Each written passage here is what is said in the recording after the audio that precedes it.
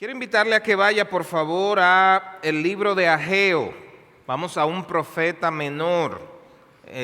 Los profetas menores son pocos estudiados a veces. Se le llama profeta menor por su contenido corto, no porque sea menos importante su mensaje. Pero aquí hay un libro con un mensaje muy poderoso para la iglesia hoy en día. Ageo, vamos a estar leyendo todo el capítulo 1.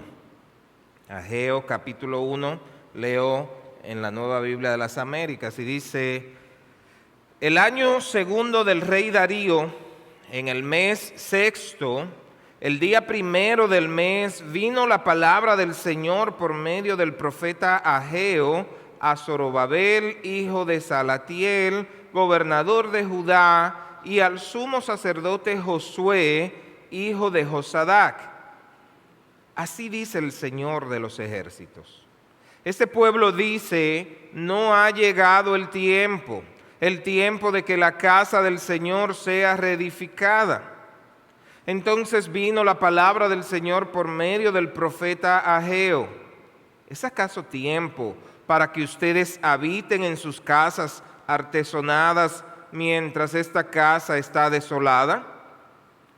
Ahora pues, así dice el Señor de los ejércitos: consideren bien sus caminos. Siembran mucho, pero recogen poco.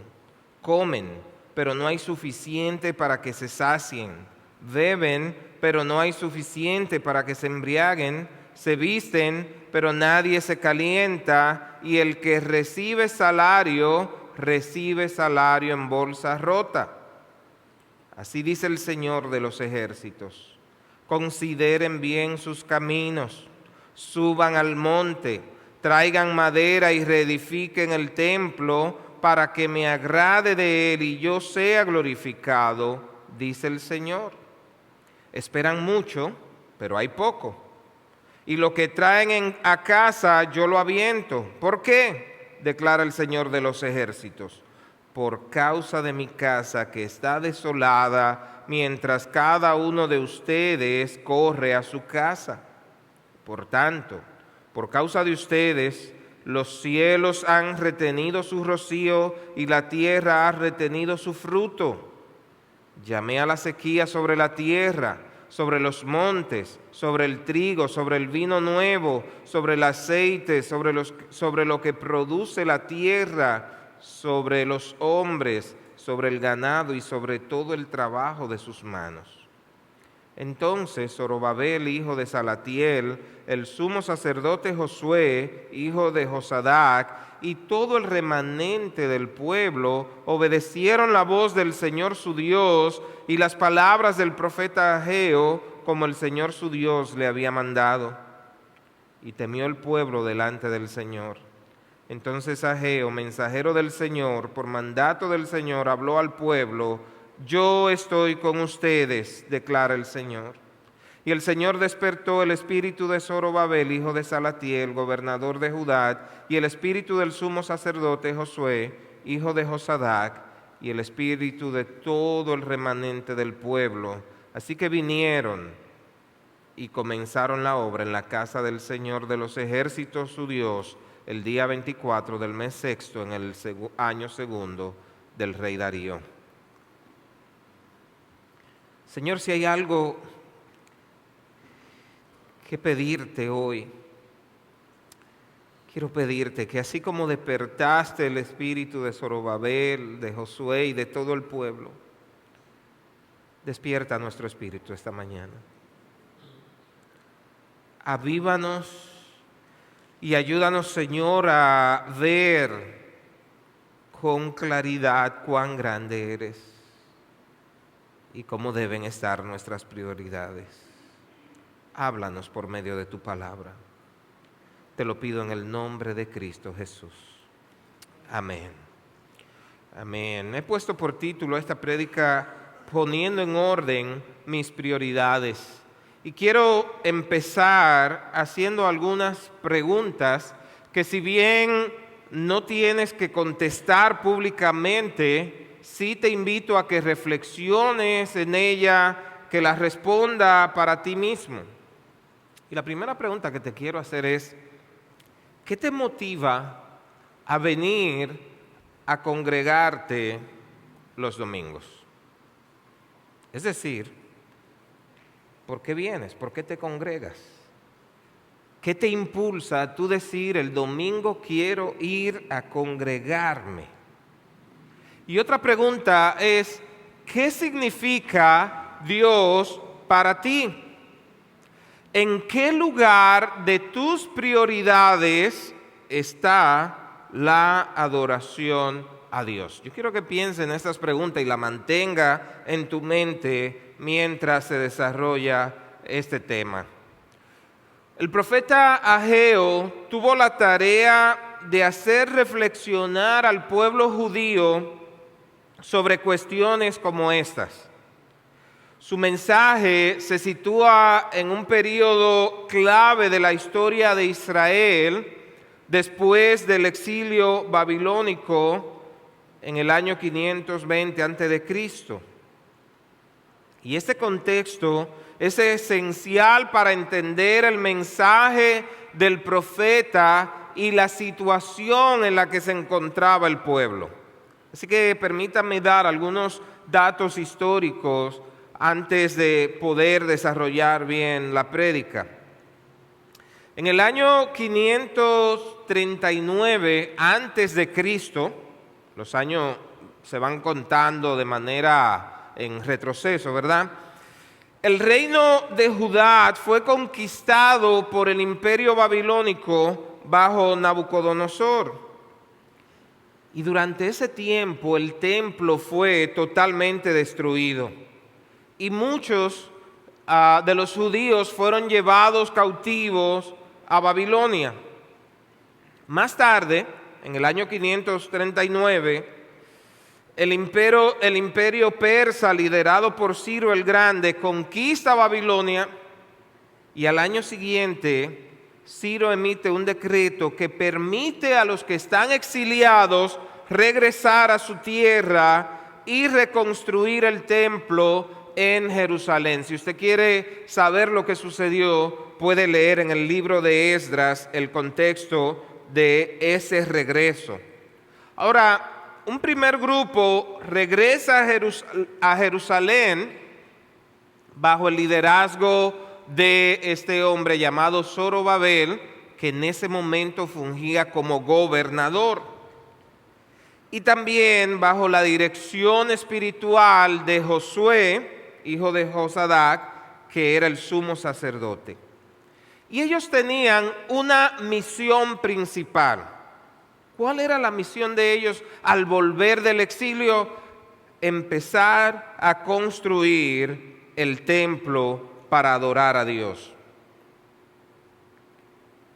Ahora, este grupo empezó a hacerlo. Ellos empezaron a cumplir la misión que se le había encomendado. Sin embargo, empezaron a enfrentar oposición de pueblos vecinos y se detuvo la obra. Pasaron casi 16 años con la construcción totalmente paralizada. Aunque el pueblo había vuelto a Israel o a Jerusalén con entusiasmo, se habían olvidado de la misión y se habían enfocado en sus propias vidas, en sus propios hogares, dejando el templo totalmente en ruinas. Y es en este contexto donde Ageo, junto con el profeta Zacarías, recibe el llamado de Dios para exhortar al pueblo a retomar la obra del templo. Y aquí también es donde surge el tema central de este libro. ¿Cuál es? La prioridad de la adoración a Dios expresada en la reconstrucción del pueblo. El profeta les exhorta a poner a Dios en el centro de sus vidas y a actuar con obediencia, para cumplir con su propósito, recordándoles que el descuido de la obra de Dios trae consecuencias, mientras que la obediencia a Dios trae bendiciones. Y aunque este libro fue escrito hace más de 2500 años, sigue siendo profundamente relevante para la iglesia en la actualidad. ¿Por qué? Porque los principios atemporales que se enseñan sobre las prioridades, la obediencia, la adoración y la esperanza en las promesas de Dios siguen estando vigentes hoy en día. Por eso el propósito de este mensaje es que como iglesia y como creyentes de manera individual pongamos en orden nuestras prioridades, dándole a Dios y a la adoración el lugar apropiado, procurando obedecer a Dios, procurando que Dios, así como hizo con Zorobabel y Josué, despierte nuestro espíritu, podamos obedecer y podamos tener una esperanza firme en sus promesas. Esa es la idea el día de hoy, que tú puedas entender y evaluar cómo están tus prioridades espirituales. ¿En qué lugar de tu vida está Dios?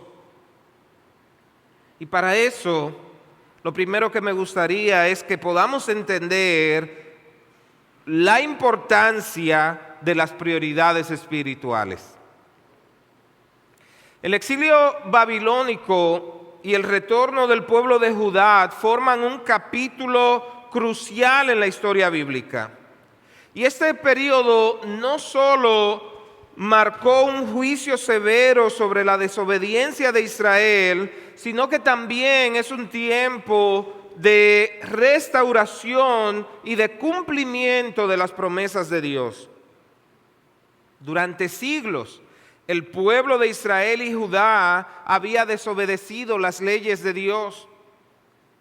Ellos habían adorado ídolos, habían rechazado las advertencias de los profetas. Profetas como Jeremías y Ezequiel habían advertido sobre el juicio venidero si no se arrepentían. Y el exilio fue una consecuencia precisamente de su propia desobediencia, una consecuencia de haber violado el pacto con Moisés. Dios les había advertido de que si no guardaban sus mandamientos, serían llevados a tierras extranjeras. Y es así que en el año 605 a.C., el rey Nabucodonosor de Babilonia invade a Judá, se lleva prisionero a algunos jóvenes. De hecho, si usted ha leído Daniel, sabe que se llevó a varios de los jóvenes más destacados para instruirlo en sus propias costumbres. Más tarde, ya bajo el reinado de Joaquín, Nabucodonosor regresa y se lleva a los demás cautivos, incluido el profeta Ezequiel, y finalmente en el año 586 destruye a Jerusalén, destruye el templo y el resto de los habitantes o la mayoría de ellos es llevado como cautivos a Babilonia. Ahora, Dios, a través de profetas como Isaías y Jeremías, prometió que ese no iba a ser el fin. El exilio no era el fin. Esto no significa que Dios perdió. El hecho de que el pueblo fue llevado cautivo no significa que Dios había faltado a su promesa, sino que estaba usándolo como un tiempo de disciplina y restauración para el pueblo. Jeremías profetizó que el exilio iba a durar 70 años y que luego Dios traería al pueblo de regreso. Mientras que Isaías profetizó específicamente sobre un rey llamado Ciro, quien sería el instrumento de Dios para llevar a su pueblo o para liberarlo. Y como vimos en la introducción, el imperio persa bajo Ciro el Grande conquista a Babilonia y más tarde emite un decreto que permite a los exiliados regresar y reconstruir. Ahora, estas personas que regresan están, como dije, con un entusiasmo inicial, pero de repente se detiene la obra por, como dije, oposición externa, pero hay un ingrediente más, por apatía interna. ¿Cómo así?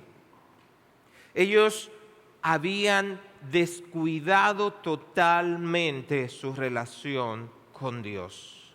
Se habían vuelto apáticos a las cosas espirituales. Se habían enfocado demasiado en sí mismos, en su comodidad, en las cosas que querían lograr y habían puesto las cosas de Dios a un lado. Y esto refleja varias cosas. Refleja, pero sobre todo refleja dónde estaba su corazón. Y lo primero que esto refleja es que sus prioridades estaban totalmente equivocadas. Ellos se habían enfocado en lo personal sobre lo espiritual. Después de regresar del exilio, el pueblo se concentró en construir sus propias casas, estabilizar sus vidas económicas, vivir su vida dejando en ruinas el templo. Habían pasado por un largo exilio y querían establecer una vida cómoda para ellos mismos antes de atender la obra de Dios. Y el problema es que esto muestra una falta de confianza en que Dios supliría sus necesidades si ponían su obra en primer lugar. Yo creo que puede ser que a todos nos pase eso. Pensamos que necesitamos enfocarnos en estar nosotros seguros, pero en el fondo lo que estamos diciendo es: Señor, tú no vas a ser suficiente para suplir todo lo que necesito. El problema simplemente eran prioridades mal ordenadas. Estaban satisfechos con dejar que la causa del Señor sufriera a expensas de su comodidad. Y en cambio, no deberían haber sentido descanso hasta que la obra de Dios fuera tan próspera como sus vidas personales. Deberían haber estado tan dispuestos a sacrificarse por la obra de Dios como lo estaban por su comodidad y su lujo personal. En pocas palabras, el pueblo no entendía completamente la importancia del templo como un símbolo de la presencia de Dios entre ellos y su pacto con Israel. Yo creo que hoy en día las personas enfrentamos el mismo desafío de equilibrar las prioridades espirituales con las preocupaciones diarias, el trabajo, la familia y las posesiones materiales. Vivimos tan afanados que las semanas nos parecen días. Tenemos jornadas de trabajo de 12, 14 y hasta 16 horas. Gente que trabaja 7 días a la semana. gente que están tan preocupados por obtener y lograr éxito, lo cual no es malo, pero cuando lo hacemos a expensa de Dios y su gloria, no terminamos ganando, terminamos perdiendo totalmente. Nos hemos abocado tanto a lograr nuestros sueños y valoramos tanto nuestra propia comodidad que fácilmente caemos en un estado de apatía espiritual. Y yo pudiera decir que la mayoría de los cristianos, si no todos los cristianos pasan por periodos en los que su pasión por Dios se ve comprometida. ¿No le ha pasado a usted? ¿Cuántas veces se ha sentido sin deseo por Dios, sin deseo de buscar a Dios, distraído con tantas cosas de este mundo? De hecho, hay algunos de nosotros que experimentamos largos periodos en los que simplemente no nos interesa comprometernos con nuestra fe. Nada nos motiva a orar, nada nos entusiasma sobre Cristo, nos sentimos aburridos, estancados, nos sentimos apáticos a las cosas espirituales. Sin embargo, lo interesante de nuestra apatía, como bien señala el profesor Uche Anísor, es que solo parece apuntar a las cosas significativas, a las espirituales, a las que están destinadas a darnos vidas. Dice él, la apatía es muy selectiva. De hecho, él señala que un experto clínico en este tema define las formas típicas de apatía como apatía selectiva. Y ese término describe cómo las personas relativamente sanas pueden perder dramáticamente el interés por algunas cosas, no por todas. Y aquí radica la inquietante paradoja de la apatía para los cristianos. Los que luchamos contra la apatía podemos encontrarnos a menudo capaces de entusiasmarnos con cosas triviales o cosas no tan significativas. Así que el problema no es que perdimos la capacidad de concentrarnos o enfocarnos o de buscar lo más importante, es que hemos cambiado nuestro foco, nuestro interés en lo realmente importante por cosas más triviales o menos significativas. Los deportes, las noticias, esa última serie imperdible de Netflix, la reunión con alguien que me da ánimo, ¿verdad? Así que no es un asunto de que no tengo la capacidad, es que me estoy entusiasmando mucho más por lo trivial que por lo que realmente importa. El crítico cultural Neil Postman escribió una vez: el público se ha adaptado a la incoherencia y se ha divertido hasta la indiferencia. Él señala que nuestra apatía a veces puede no solo derivar de las cosas significativas, se vuelvan demasiado familiares, sino de estar inundados de cosas triviales. Tantas cosas que hemos dejado entrar a nuestras vidas que han hecho que perdamos el foco de lo que realmente importa, de lo que es valioso, de lo que es eterno. Durante todo el día los medios de comunicación o las redes sociales compiten por nuestra atención.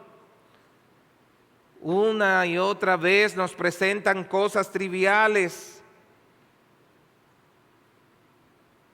y nos lo hace ver como si fueran importantes. Y terminan robando nuestra atención totalmente. Y aunque sabemos que esas cosas no son tan importantes, una dieta constante de trivialidades nos desgasta.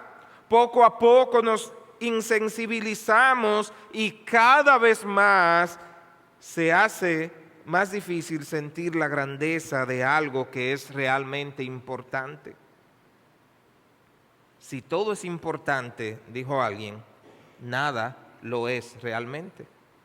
Todo nos va a parecer igual. Ir al culto nos va a parecer lo mismo que ir al restaurante con un grupo de amigos. Alabar a Dios nos va a parecer lo mismo que aplaudir al ídolo del momento. Así que, mis hermanos, Ageo nos recuerda que colocar a Dios en el centro de nuestras vidas es esencial para experimentar su propósito y sus bendiciones. Y si hay algo que debemos entender, y esto yo creo que lo que entre los cristianos se ha enfatizado muy poco, poner a Dios en primer lugar es poner nuestra propia felicidad en primer lugar. Y yo creo que esto deberíamos hablarlo más. Dios no te está pidiendo que ponga tu foco en Él a expensa de tu felicidad. Él te está diciendo que poner tu foco en Él es la felicidad. Es el gozo. Es el mayor bienestar.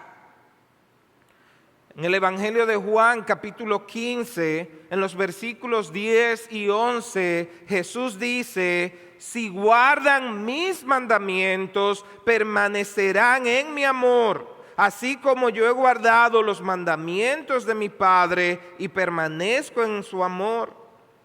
Y estas cosas les he hablado para que mi gozo esté en ustedes y su gozo sea perfecto. No, Dios no quiere que tú seas infeliz. Dios quiere que tú seas feliz completamente en Él, buscándolo a Él, glorificándolo a Él. Nicolás Tranchini, que va a estar exponiendo el fin de semana que viene en IBG, dice que Dios está abocado en una cosa, tu felicidad. Y para entender esto, primero Él explica lo que es la felicidad. Y Él dice: ser feliz es encontrar aquello que siempre anhelaste. Es hallar la suma de todo aquello que tu corazón necesita. Es experimentar paz, gozo y bienestar. ¿Por qué afirmo que Dios está abocado a tu felicidad? Dice Él. Porque en primer lugar, y más importante, su primer y más importante mandamiento es que lo ames a Él con todo tu corazón, con toda tu alma y con todas tus fuerzas. Es decir, Él ha dicho que la cosa más importante para Él es que tú y yo lo amemos más que a ninguna otra cosa. Ahora, Él dice, piensa en esto. ¿Qué se me está pidiendo que ame? ¿Una piedra? ¿Un pedazo de trapo sucio y sin valor? ¿Una comida podrida? ¿Un automóvil viejo y chocado? Claro que no. El objeto de nuestro amor es lo opuesto a todo eso. Él es la misma fuente de vida, de placer, de gozo, de paz, de alegría. Él es el fin último de todos los anhelos, de todos los sueños, de todas esperanzas juntas, de todos los hombres y mujeres que hayan vivido y que jamás vivirán. No hay nada ni nadie mejor que Él. No hay idea, no hay concepto, no hay experiencia, no hay persona que lo iguale o que siquiera se acerque a su valor. Se te está diciendo, ama a lo mejor que hay en el mundo. Y al amarlo, Él te va a dar la mayor satisfacción de tu vida. Así que, mis hermanos, es por esto que Dios y no ninguna otra cosa es quien tiene que ser nuestra prioridad. Como dice esa canción, mi primer amor eres tú, Señor. El problema es que las cosas que tenemos, no es que las cosas que tenemos sean mejores que Dios. Ese no es el problema. El problema es que no hemos comprendido lo grande, maravilloso y glorioso que es Dios. Lo hemos perdido de vista. Hasta que no entendamos quién es Dios, lo que ha hecho por nosotros y lo que quiere y está haciendo en nosotros, una y otra vez seremos presa de la apatía espiritual porque vamos a darle más prioridad a otras cosas que a Dios. Lewis lo expresa de este modo, voy a parafrasear. Él dice que el problema es que nos satisfacemos con lo poco, como un niño que está jugando con el lodo, desprecia un viaje a la playa porque no sabe que hay un paraíso ahí. Nosotros nos conformamos con lo que el mundo nos ofrece, porque no hemos entendido lo grande, maravilloso y valioso que es Dios. En su libro Maravillado por Dios, John Piper dice, Dios es absolutamente. Esta es la realidad más básica y más fundamental. De los billones de realidades que existen, esta se encuentra en la base y en la cima. Nada es más fundacional que el hecho de que Dios es. Dios es. Es absolutamente. Nada es más fundacional para tu vida, para tu matrimonio, para tu trabajo, para tu salud, para tu mente o para tu futuro que el hecho de que Dios es. Todo lo que existe, existe por Él. Y sin Él, nada existe. Y tú creas en Él o no, Él sigue existiendo y sigue sosteniendo el mundo. Él no te necesita para existir, pero tu existencia depende de Él. Y agrega Piper, nada es más fundacional para el mundo, para el sistema solar, la Vía Láctea o el universo que el hecho de que Dios es. Hasta que no comprendamos lo grandioso y valioso que es Dios, no seremos capaces de poner en orden nuestras prioridades. Piensa en un momento en tu lista de prioridades. ¿Qué está en primer lugar?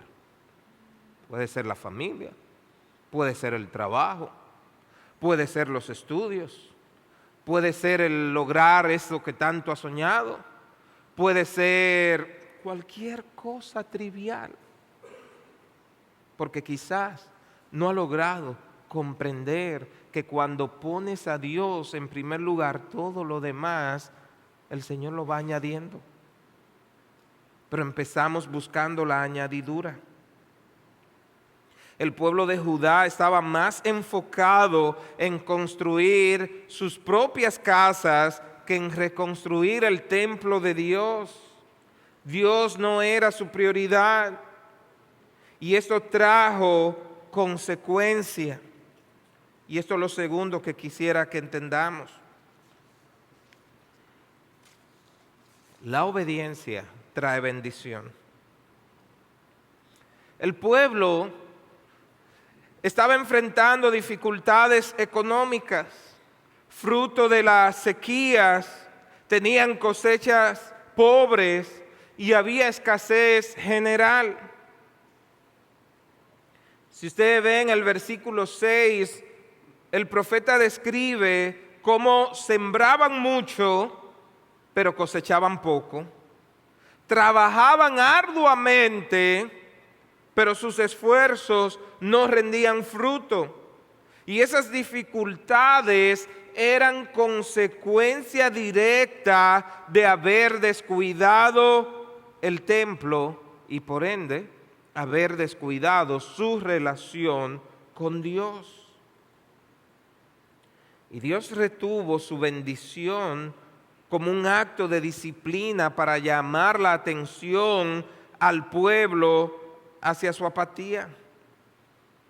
La falta de productividad en sus esfuerzos agrícolas y laborales dejó en un estado de frustración constante, trabajando arduamente sin obtener resultados satisfactorios.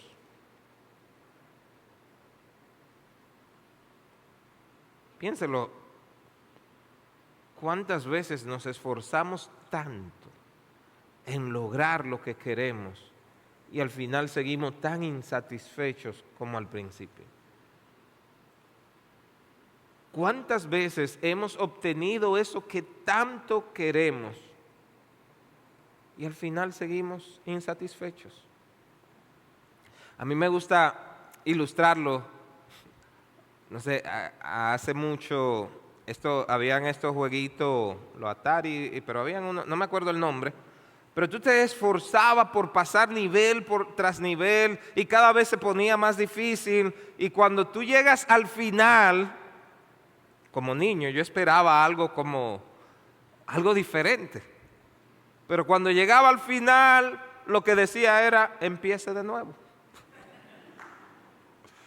Lograste vencer todo para estar en el mismo lugar, vacío, insatisfecho. Dios le estaba mostrando al pueblo que su falta de obediencia tenía un costo más allá de lo material. El descuido de su casa era un reflejo de un corazón alejado de Él, y por eso sus esfuerzos humanos no prosperaban. El pueblo experimentaba una vida de constante frustración. Trabajaban y trabajaban, pero nunca lograban lo suficiente. Cosechas escasas, la comida, la bebida no les satisfacía, sus vestiduras no eran suficientes para protegerlos del frío. Y esa insatisfacción constante era un indicador de que estaban buscando propósito y plenitud en cosas temporales en lugar de buscarlas en Dios. Y esto es una verdad universal, y quisiera resaltarlo lo más que pudiera. Cuando Dios no ocupa el lugar primordial en nuestra vida, incluso nuestros mayores logros y posesiones pierden su sentido. Voy a repetir una vez más.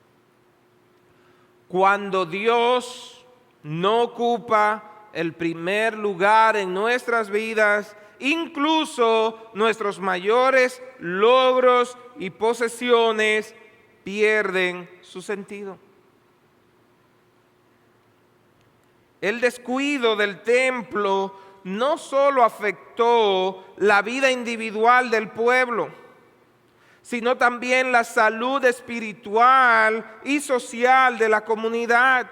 El templo representaba la presencia de Dios entre ellos,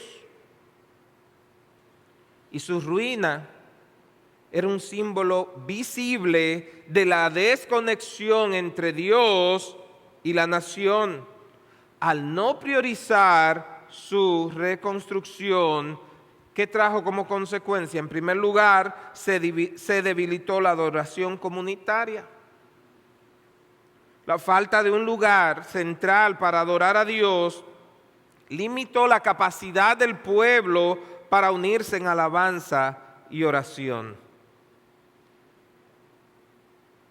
Pero también trajo como consecuencia el crecimiento de la apatía espiritual de modo individual. Había un distanciamiento general de las cosas de Dios. Y una vez más, como resultado, ¿qué trajo? Frustración, desánimo, temor. Dios no solo permitió que el pueblo experimentara las consecuencias naturales de su desobediencia, sino que también intervino activamente para corregirlos. Mira cómo dice el versículo 11, si usted tiene abierta su Biblia. Yo hice venir sobre esta tierra y sobre los montes, sobre el trigo, sobre el vino, sobre el aceite, sobre todo lo que la tierra produce. Yo hice venir sequía, dijo Dios. Ahora, la intervención divina en las circunstancias adversas no eran arbitrarias, no era un castigo para ver al pueblo sufrir. Era más bien un llamado al arrepentimiento y a la obediencia. En otras palabras, las dificultades que enfrentó el pueblo de Judá, esa sequía, esas malas cosechas, esa frustración económica, no ocurrieron al azar ni como simple resultado de eventos naturales. Estas circunstancias fueron intencionadas por Dios con un propósito específico: corregir el corazón del pueblo, confrontar su desobediencia y guiarlos de regreso a una relación correcta con Él. El pueblo olvidó lo más importante: su felicidad se encontraba en Dios, no lejos de Él. Y es por eso que a través de esas pruebas Dios los está llamando al arrepentimiento. La pregunta es, ¿cómo es eso, un llamado al arrepentimiento y a la obediencia? ¿Cómo es que estas cosas adversas Dios la está usando para pedirle al pueblo que vuelvan a Él? Bueno, en primer lugar, la falta de bendición era una invitación a que ellos puedan reconocer su pecado, específicamente su apatía hacia la obra de Dios y su enfoque en sus propios intereses. Al reflexionar sobre su condición, eran invitados a cambiar su actitud y confesar su desobediencia. Y en segundo lugar, el llamado no era solo a reconocer su error, sino a actuar. Dios les ordena a reconstruir el templo como una muestra de su compromiso renovado con Él. En el versículo 8 dice: suban al monte y traigan madera y reedifiquen la casa y pondré en ella mi voluntad y seré glorificado. La obediencia no era simplemente un acto ritual, sino una manifestación tangible de su fe en Dios y su disposición a ponerlo en el centro de sus vidas. Pero hay una pregunta más que surge de todo esto. ¿Por qué actúa Dios de esta manera? ¿Por qué retener la bendición? Para lo que quiero sugerir por lo menos 3 razones. Número 1, Dios es un Dios relacional. Dios no es indiferente al pecado de su pueblo. pero tampoco lo abandona en su desobediencia. Déjame hacerlo más personal. Dios no es indiferente a tu pecado. Dios quiere una relación real contigo. Él no entregó a su Hijo para ver desde lejos cómo tu vida se destruye. Él entregó a su Hijo para que te acerques a Él, para tener una relación real contigo. Y cuando estás en pecado, Él no es indiferente a eso. Quiere corregirte, quiere llamar tu atención, quiere volver a traerte hacia Él. Él busca restaurar la relación rota y lo hace a veces mediante circunstancias diseñadas para llevar al arrepentimiento. Lo segundo es porque Dios disciplina por amor. La Biblia enseña que la disciplina de Dios es una expresión de su amor. Hebreos capítulo 12, versículo 6 dice: porque el Señor al que ama disciplina y azota a todo el que recibe por hijo. Así, las dificultades no son un castigo definitivo, sino una corrección paternal con el propósito de formar el carácter y la fidelidad de su pueblo. Y en tercer lugar, porque quiere ser glorificado. Dios desea que su pueblo refleje su gloria al mundo. Y cuando el templo estaba en ruinas, no solo reflejaba el desinterés del pueblo, sino también una falta de reverencia hacia Dios. La restauración del templo era una señal externa de la renovación espiritual y el compromiso del pueblo con glorificar a Dios. Ahora, yo no estoy diciendo que cuando tú estás en pruebas es porque está en pecado necesariamente. No es esto lo que estoy diciendo. Lo que estoy diciendo es que a veces Dios usa situaciones adversas para llamar tu atención, para que tú vuelvas a Él, para que te arrepientas. Él le dice al pueblo: consideren bien sus caminos, evalúa. ¿Has puesto a Dios a un lado? ¿Has olvidado tu prioridad?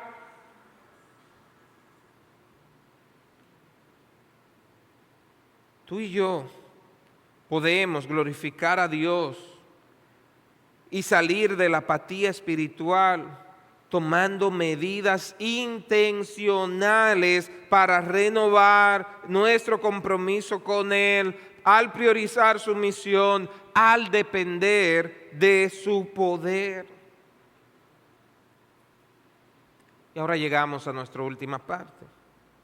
¿Cómo logramos salir de la apatía espiritual? El primer paso es reconocer tu condición actual y arrepentirte delante de Dios. Consideren sus caminos. Evalúa tu propia vida. Evalúa tu lista de prioridades. Esto implica un autoexamen honesto, tanto a nivel individual como comunitario. Si hiciéramos una evaluación honesta, y otra vez no tiene que responderla en público, si alguien te preguntara: ¿qué tanto ha caído la iglesia Oasis Santiago en la apatía espiritual? ¿Qué pudieras decir a nivel grupal, comunitario? Pero también de modo individual. ¿Qué tanto has caído tú en la apatía espiritual? ¿Qué tan mal formulada está tu lista de prioridades? ¿En qué lugar ha dejado a Dios y las cosas de Dios.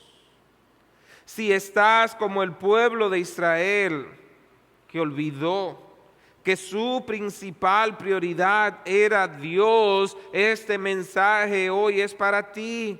Considera tus caminos. Haz una pausa y piensa qué te está distrayendo de dar a Dios el primer lugar. Y no te vayas de aquí sin confesar tu pecado delante de Dios. Así como Dios le dijo al pueblo por medio de Ageo, consideren bien sus caminos. Como iglesia debemos preguntarnos, ¿estamos priorizando las cosas de Dios o nuestras propias comodidades? ¿Estamos siendo fieles a nuestra misión de hacer discípulos y glorificar a Dios en todo? Así que el primer paso es reconocer nuestra apatía y arrepentirnos de ellas. En segundo lugar, debemos evaluar nuestra adoración. La adoración corporativa debe ser un tiempo donde la iglesia glorifique a Dios con todo su corazón, busque su presencia. Pero para que la adoración corporativa sea genuina, nuestra vida de adoración diaria debe ser genuina también. ¿A qué le estamos dando nuestra atención? ¿Qué se está llevando nuestras energías? ¿Dónde está nuestro corazón? ¿Cuántas veces venimos a la iglesia solo por cumplir, sin el anhelo y la disposición de adorar a Dios en espíritu y en verdad? ¿Cuántas veces estamos más enfocados en el programa que en lo que Dios quiere hacer cuando nos congregamos? Yo te pregunto, ¿preparas tú tu corazón para venir a la casa de Dios? ¿O lo haces solo por cumplir? Yo te preguntaba al principio, ¿por qué te congregas? ¿Por qué viene el domingo? ¿Lo haces porque es domingo y es lo que toca? ¿O realmente entiendes tú que es a la presencia de Dios mismo que viene? Es a adorar al Dios Todopoderoso.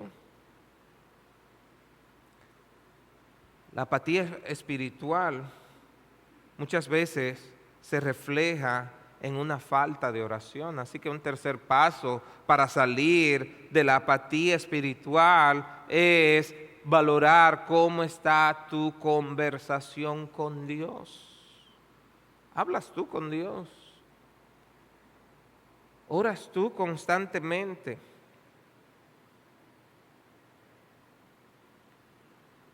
Qué bendición ver que los jueves más y más hermanos se están animando a venir a orar. Una iglesia que ora es una iglesia fuerte, es una iglesia vigorosa, porque sabe que apartado de Dios nada va a lograr. Es dependiendo de Él.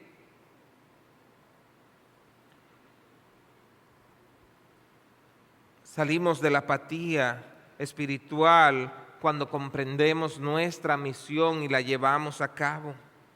Nosotros glorificamos a Dios cuando cumplimos nuestra misión de hacer discípulos y proclamar el Evangelio. Cuando el pueblo reconstruyó el templo, los demás pueblos vecinos podían ver, ahí está la gloria de Dios. Y cuando tú y yo vivimos vidas centradas en Dios, le estamos proclamando al mundo, Dios es real, glorioso, poderoso, maravilloso.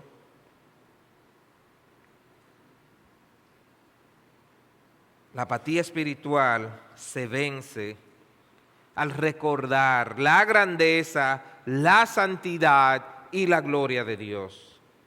Debemos proclamar su carácter, predicar y enseñar acerca de la santidad, el poder y la majestad de Dios genera un temor reverente que despierta a esos corazones apáticos.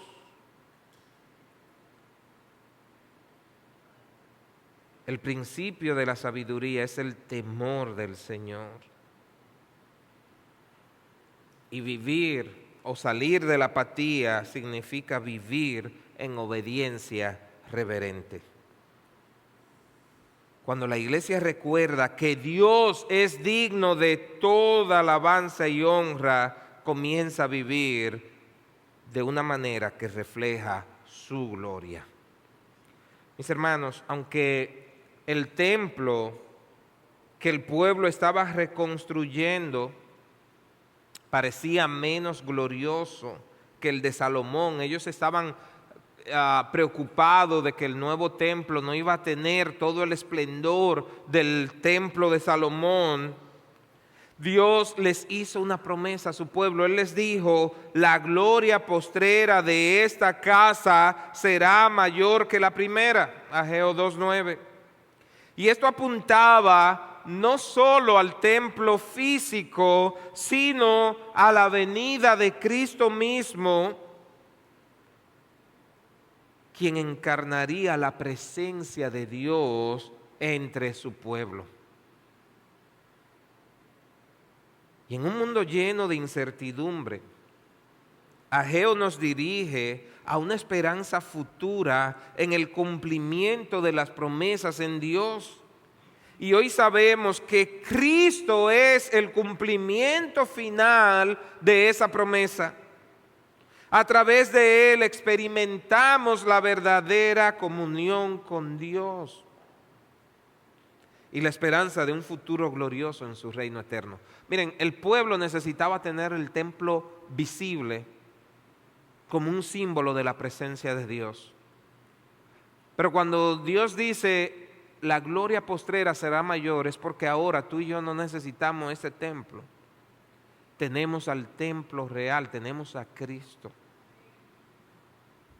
quien habita en nosotros, y ahora tú y yo somos templo del Espíritu Santo. Sí nos congregamos, sí damos gracias a Dios porque tenemos un lugar donde reunirnos a adorar, pero la gloria misma de Dios fue revelada en Cristo.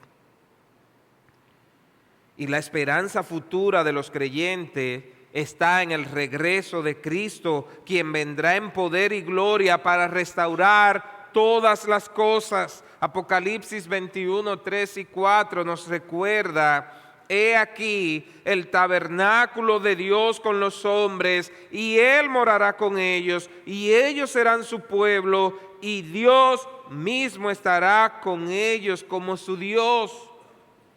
Enjugará Dios toda lágrima de los ojos de ellos.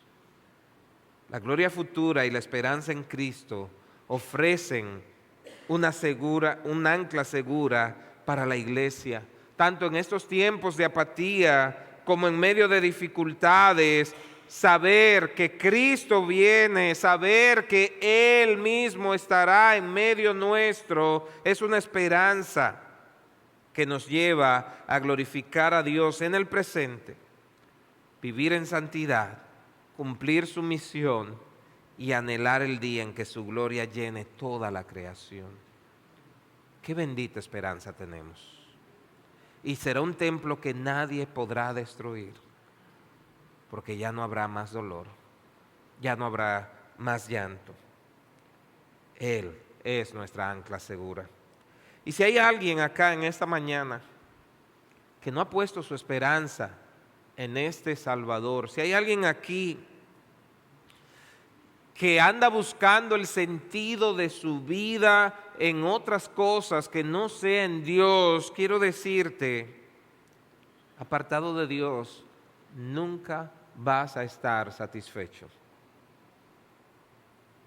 No vivas más alejado de Dios. Acércate a Dios y Él se va a acercar a ti. Va a tener una relación real contigo. Confiesa tu pecado a Dios y deja que Él transforme tu vida. Yo lo voy a invitar a que se ponga de pie.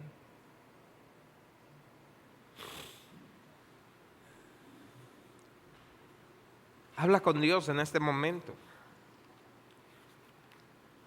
evalúa, pregunta, habla contigo mismo y di cuál es mi prioridad, a qué le estoy dando mis fuerzas, mi amor, mi atención, cuáles cosas me están distrayendo de lo que realmente importa. ¿Qué tanto estoy valorando a Dios, amando a Dios, entregando mi corazón a Dios? Cierra tus ojos y ora. Y si tienes que confesar tus pecados, confiésalo delante de Dios. Señor, en esta mañana aquí estamos considerando nuestros caminos. Y queremos suplicarte, perdónanos. Perdona nuestra apatía espiritual. Perdónanos si hemos puesto a un lado lo que realmente importa. Perdónanos por dejarnos distraer de las cosas de este mundo. Ayúdanos a contemplar tu grandeza. Y te rogamos que tú seas el centro de nuestras vidas. En el nombre de Jesús lo rogamos. Amén. Alabemos al Señor.